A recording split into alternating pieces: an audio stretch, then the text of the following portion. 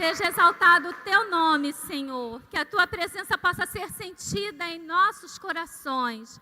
Agora, Deus, queremos que fale conosco. Fale, Senhor, através da tua palavra. Me usa, ó Deus, de acordo com a tua vontade. Abra os nossos corações e as nossas mentes para que possamos receber, entender e praticar aquilo que o Senhor deseja para cada um de nós. É a minha oração, em nome de Jesus. Amém. Eu convido a todos os irmãos a estarem abrindo a Bíblia lá no Salmo de número 122. Na verdade, eu estou pedindo para abrir a Bíblia, mas nós estaremos lendo em uníssono. E eu pedi a Cris para colocar aqui a versão da Bíblia, a mensagem. Está aí, Samuel? Então, nós vamos poder ler juntos esse Salmo. Vamos começar? Quando eles disseram, vamos à casa do Eterno, meu coração pulou de alegria. E agora estamos, ó Jerusalém, do lado de dentro dos seus muros.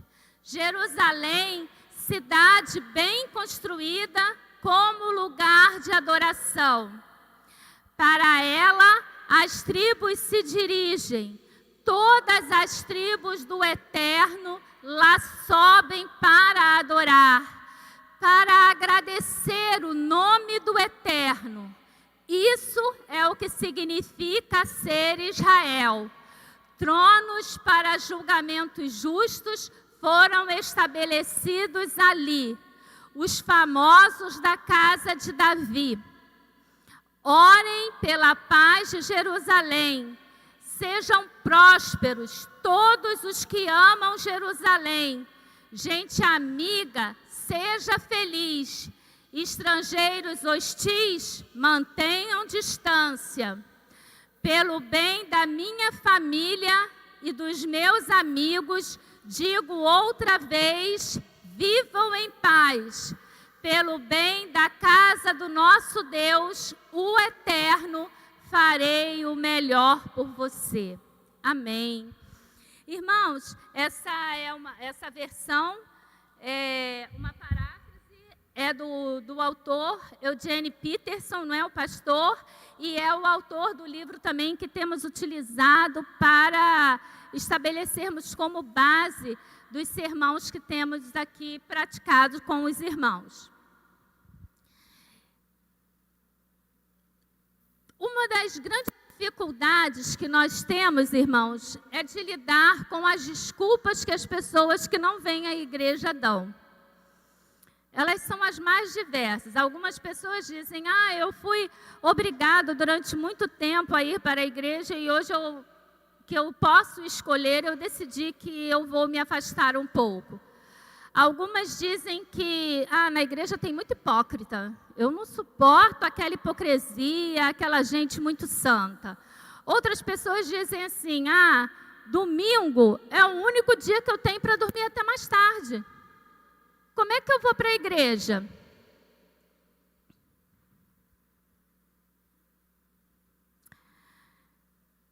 Essa, então, é uma desculpa, sim, bem conhecida, né? Porque do jeito que temos trabalhado bastante, as pessoas realmente escolhem o domingo para dormir um pouco até mais tarde.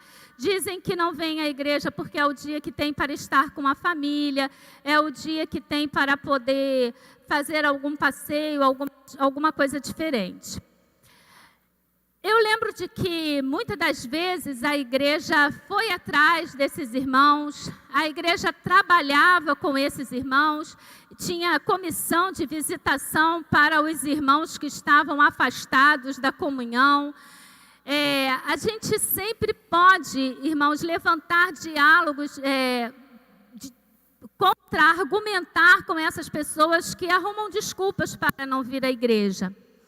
Mas o que eu queria colocar é que mais importante do que debatermos as desculpas que as pessoas arrumam para não vir à igreja, porque para cada resposta que a gente dê, a pessoa vai ter 3 ou 4 argumentações para que ela continue sem vir à igreja. Mais importante do que debatermos esses argumentos é nós entendermos a razão pela qual nós estamos aqui. A razão que nos move a estar aqui na casa de Deus. Isso é mais importante. Com relação aos irmãos que não vêm, o que nós podemos fazer é estar orando. Orando para que a palavra de Deus possa estar tocando no coração dessas pessoas e elas possam estar renovando as suas forças e a sua alegria para estar aqui na casa de Deus. É isso o que nós podemos e devemos fazer. É interessante porque o salmista, ele vai começar aqui, esse é um salmo de Davi, e Davi ele vai dizer assim: quando me disseram, vamos à casa do Eterno, o meu coração pulou de alegria. É como se Davi tivesse assim, levado um grande susto, não é? Fosse uma coisa assim que realmente estivesse acontecendo e pegado Davi de surpresa, porque ele diz, quando me convidaram, a versão tradicional diz, alegrei-me quando me disseram, vamos à casa do Senhor. Então nós podemos ver que Davi, ele está exultante de alegria, mas essa exultação de Davi, irmãos, é uma coisa que, na verdade, não deveria nem acontecer. Porque se nós formos fazer uma estimativa, se nós formos observar, de todas as desculpas que eu dei, vamos supor que as pessoas estejam realmente dormindo, ou passeando em família, praticando algum tipo de esporte, fazendo alguma coisa diversa que seja. O número de pessoas que nesse momento, nesse exato momento, está reunido em todo mundo, em um templo, adorando a Deus, é muito maior do que o número de pessoas que estão fazendo qualquer outra atividade. É interessante aquilo que nos leva a levantar e a estarmos na casa de Deus. Por isso eu digo que Davi coloca ali a exclamação, mas essa exultação não é uma exultação de surpresa, uma exultação de alegria por ter chegado finalmente o domingo e finalmente nós podermos ir à casa do Senhor para louvarmos a Deus, para engrandecermos o teu nome. Porque aqui é o lugar onde louvamos, agradecemos, renovamos as nossas forças. E é muito maior o número de pessoas que aqui estão buscando adorar e louvar a Deus do que o número de pessoas que não fazem isso no domingo. Imagine todo mundo, irmãos. Todo mundo. Você tem uma igreja reunida, aquelas que têm um fuso horário muito diferente, ou já se reuniram, ou estarão se reunindo, né, logo pela manhã, mas em todo mundo existe essa estrutura de culto, onde pessoas salvas e remidas se encontram para louvar e cultuar a Deus. Amém? Então isso mostra que é um exemplo da média. A média de pessoas que cultuam a Deus é muito maior do que aqueles que não adoram a Deus.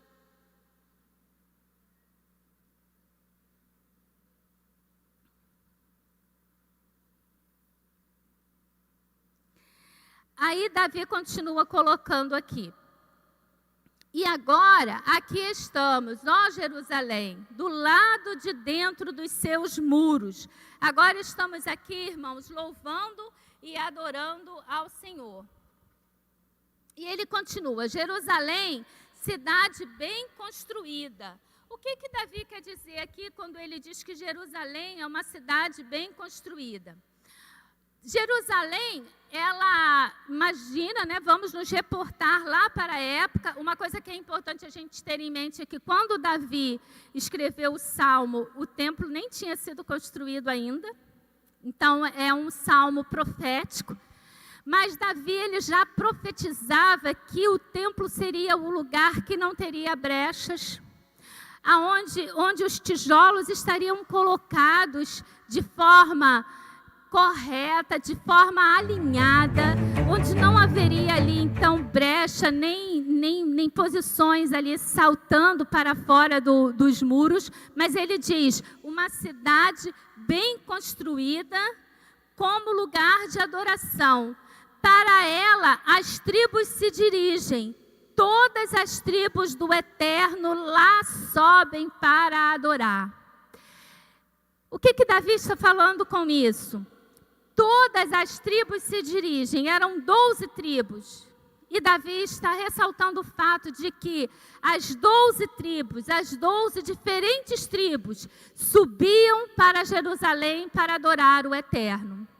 Irmãos, aplicando isso no dia de hoje, você consegue ver uma outra situação onde a diversidade das pessoas que congregam é tão diferente como num culto? Aqui não existe tribo. Aqui nós somos brancos, pretos, amarelos, de cor. Eu acho que aqui só não temos asiático no nosso grupo, não é? Não, tínhamos a Keiko, mas agora a Keiko, né, voltou para a sua terra natal. Mas temos pessoas de diferentes raças, temos pessoas de diferentes nível social. Existe pessoa aqui que tem uma situação financeira excelente, que vai ter doutorado, pós-doutorado. Existe aquela pessoa que não conseguiu completar nem o seu 2º grau.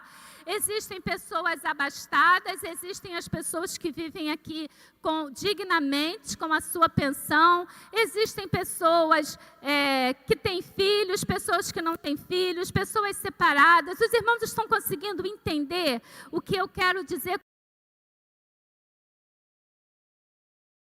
Todas as tribos.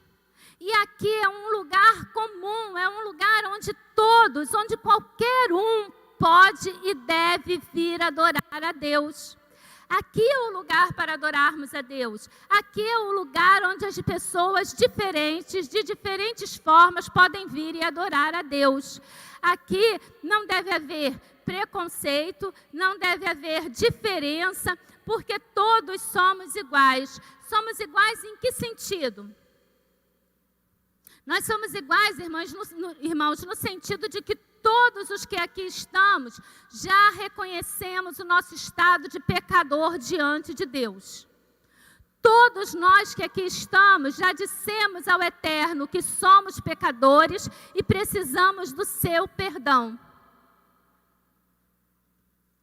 E já fomos lavados e remidos pelo sangue de Cristo.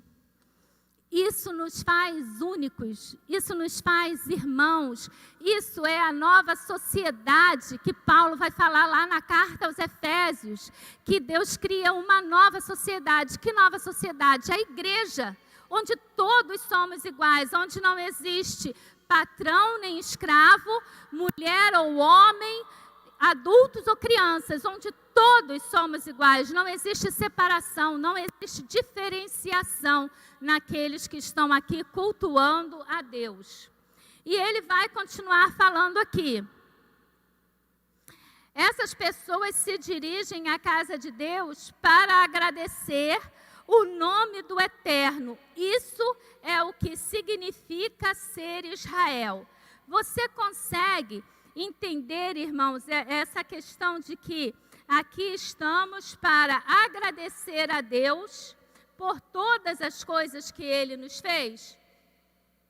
Nós continuamos a voltar para cultuar e isso supre a nossa necessidade de estar em relacionamento com Deus. Essa necessidade, esse vazio é suprido quando estamos aqui. O culto é o lugar onde obedecemos a ordem de louvar a Deus, dar graças ao nome de Deus. Isso é o que significa ser Israel. Essa é a razão para nos reunirmos e cultuarmos a Deus. Agradecer a Ele por aquilo que Ele fez, por Ele ter dado a sua vida em favor, em meu favor, em teu favor, em nosso favor. Quando nós pecamos, nós estragamos a nossa vida. Mas aí nós descobrimos de que Deus não vai embora e nos deixa. Ele fica. Ele permanece, ele entra no nosso problema e ele tem poder para nos salvar do nosso problema. Isso é que se chama evangelho. Isso é o que se chama evangelho. Agora, irmãos, você pode estar pensando assim: irmã Ana Cláudia, eu acho um pouco hipócrita eu ter que ir para a igreja sem ter vontade de ir para a igreja. Você pode pensar assim: quando eu não estou com vontade de cultuar, então eu não vou. O meu coração não me está pedindo para ir, então eu não vou. Olha, irmãos, eu vou dizer uma coisa para você. Se você for por essa aí, for por essa linha de pensamento, você nunca mais vai vir. Uma coisa, irmãos, é o seguinte, eu agora vou até ler o que o Eugene Peterson colocou aqui.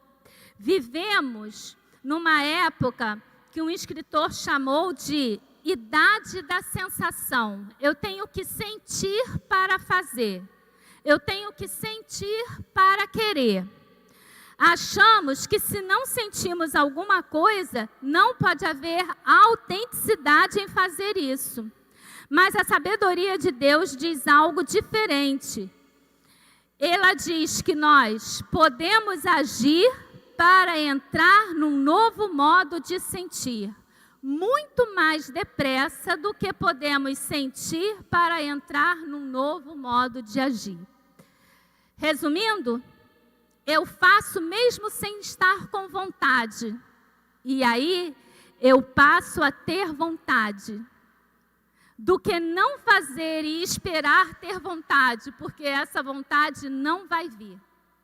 Aí você pode estar pensando, mas a irmã começou dizendo que o culto é uma ação livre. Sim, é uma ação livre, mas o salmista diz que nós devemos ir e cultuar.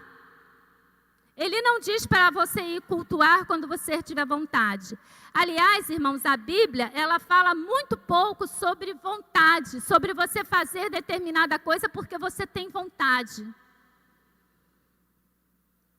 Se nós não nos colocarmos em posição de não tivermos o nosso autocontrole para fazermos uma dieta, a gente consegue fazer a dieta? Se você ficar esperando ter vontade de parar de comer, você consegue fazer a dieta? Se você ficar esperando ter vontade para se exercitar, você vai conseguir fazer a atividade física? Porque quem diz que faz porque gosta é masoquista, né? Porque a gente faz e sente depois de determinado tempo até a necessidade de fazer. Mas dizer que nesse friozinho não é melhor ficar na cama do que ir correr ou fazer uma atividade física, poxa. O nosso corpo, depois que começamos, ele até pede, mas você precisa forçar o seu corpo a ir. Isso se chama, irmãos, domínio próprio. É você conseguir vencer a vontade que você tem de não vir ao culto, de não prestar culto de louvor e agradecimento a Deus. E o salmista diz, vão à casa de Israel, é lá que o povo, que todas as tribos vão para adorar e para cultuar a Deus. E ele continua falando, uma palavra de Deus, quando ele diz aqui, tronos para julgamentos justos foram estabelecidos ali, os famosos da casa de Davi. O que o Davi está falando com isso? Aqui na igreja, irmãos, nós ouvimos Deus falar conosco a todo momento. A partir do momento que o pastor Marcos começa aqui, introduzindo com o seu violino a música que nos faz entrar em espírito de adoração, a partir do momento que saudamos a igreja com a graça e com a paz do Senhor, Deus começa a falar aos nossos corações. Então, ouvimos e temos oportunidade de expressar a nossa devoção a Deus por meio dos louvores cantados, que em sua maioria são paráfrases da Bíblia. São pedaços, trechos da Bíblia que os autores separam e colocam, não é, música, é assim, colocam música, não é? E coloca ali uma música naquela letra e então nós aqui reunidos em culto podemos louvar e exaltar a Deus. Depois Deus fala por meio do mensageiro, do pregador. E aí, irmãos, você vai estar ouvindo uma pessoa que, como eu, passou por toda a experiência de uma semana de perda, de dor, né? Quando ali nos despedimos do irmão Ari Rangel, uma semana de alegria, uma semana de trabalho, uma semana de experiência em casa, uma semana de estudo, uma semana ali completa de altos e baixos e que serve para quê? Como experiência para aquilo que Deus está me usando para transmitir aos irmãos nesta manhã. Essa é a grande diferença de ficarmos em casa cultuando a Deus e de estarmos reunidos no culto louvando e exaltando a Deus. Quando você está em casa e você pega a Bíblia e você lê e você ora, você faz o seu culto, você está ali com os seus traumas, com os seus preconceitos, com os seus próprios pensamentos.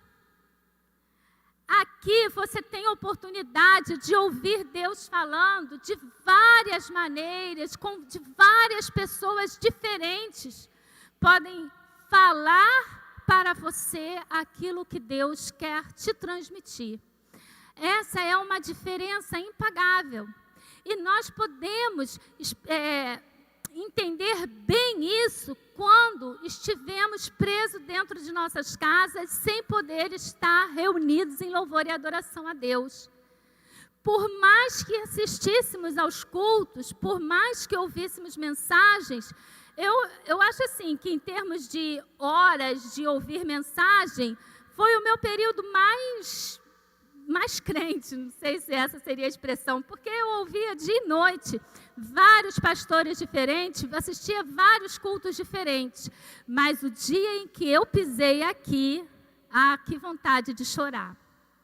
Que alegria de poder estar novamente na comunhão, de ver os irmãos e de podermos juntos expressar as nossas alegrias, as nossas tristezas, os nossos medos, as nossas ansiedades aqui, reunidos, nesse lugar de adoração a Deus.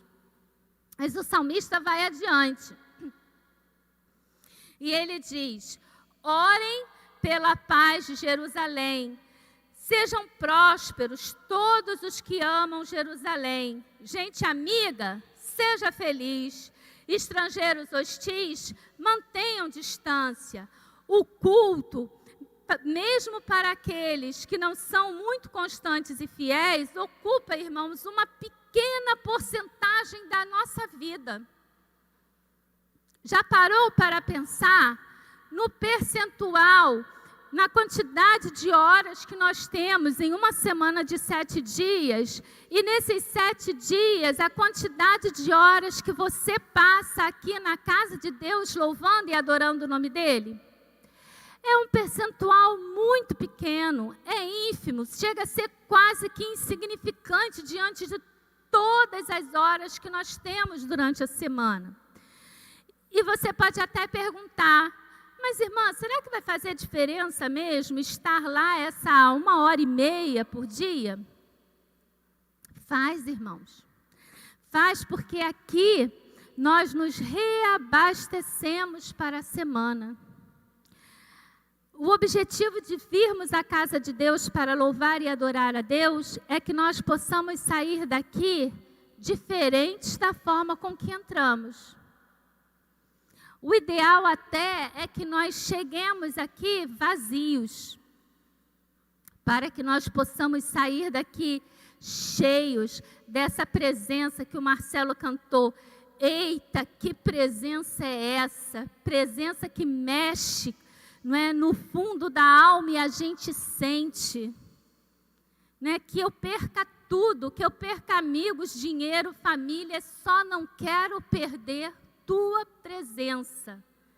Que presença é essa, irmãos? Onde podemos achar essa presença tão gloriosa que é a presença de Deus? Por isso, eu digo, faz diferença. Faz diferença estarmos aqui na casa de Deus, ainda que seja por tão pouquinho tempo, por tão pouquinhas horas, mas nós estamos aqui e nós saímos daqui saciados, nós saímos daqui fortalecidos. E essa alegria que nós sentimos ao estarmos aqui, ela se extravasa no desejo de voltarmos para o próximo domingo, de estarmos novamente aqui no próximo culto, para estarmos adorando, louvando e engrandecendo a nosso Deus. Para encerrar, o salmista diz o seguinte: estrangeiros hostis, mantenham distância. Pelo bem da minha família e dos meus amigos, digo outra vez, vivam em paz. Pelo bem da casa do nosso Deus, o Eterno, farei o melhor por você. Irmãos, esses momentos que nós passamos aqui, essa 1h, 1h30, 2 horas, ela é como se fosse assim, aquela pausa que nós necessitamos fazer para afiar os instrumentos. Essa semana, semana passada, passei por uma experiência. Às vezes, nós estamos com muita pressa. Eu sei que os homens vão criticar, vão dizer que não é assim.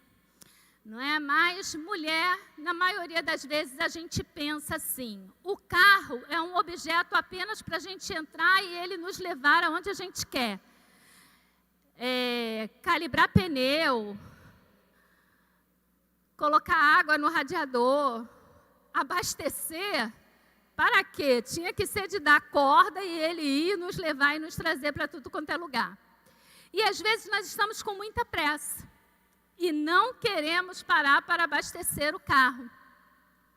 E aí o que acontece? Quando nós mais precisamos e estamos com mais pressa, tanta pressa que não quisemos parar para abastecer o carro, ele enguiça. Ele vai enguiçar. E semana passada eu passei por essa experiência, o carro enguiçando. Não era o meu, tá? O carro enguiçando por falta de gasolina. E aí, quando eu estava preparando o sermão, eu fiquei lembrando disso. Essa pausa, esse momento aqui, é parar para abastecer o carro. É como se fôssemos automóveis e tudo aquilo que estamos vivendo, tudo aquilo que estamos presenciando nesse momento é o combustível, é a energia, é a alegria, é a gratidão de Deus entrando, inundando a nossa alma e nos abastecendo para a semana que estaremos vivendo. Se você não parar para estar aqui nesse momento e se abastecer, vai chegar uma hora que você vai pifar, por falta de energia, por falta de combustível. Eu espero que o Senhor tenha falado ao coração de vocês. Eu achei lindo esse salmo, estudar esse salmo para mim foi muito gostoso. Ver ali aquilo que Deus realmente pode fazer, o que nós fazemos quando estamos na igreja e aquilo que Deus nos devolve quando estamos aqui. Que essa alegria e esse prazer de estar na casa do Senhor, erguer a nossa mão e adorar ao Senhor, nunca saia de nossos corações. Que os irmãos possam estar aqui no próximo domingo e estaremos louvando e exaltando a Deus por mais um ano de vida dessa congregação, dessa igreja. Amém?